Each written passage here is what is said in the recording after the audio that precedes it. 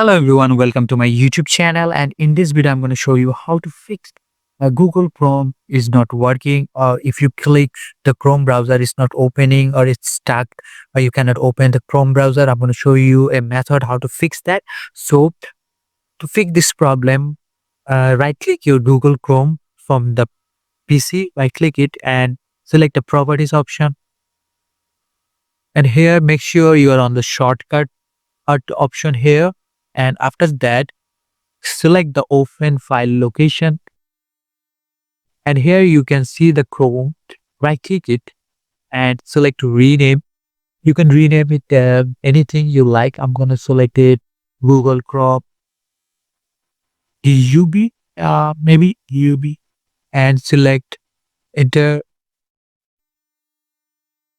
and it's renamed. And after that right click it and select create shortcut and select yes, and see if the shortcut is created or not.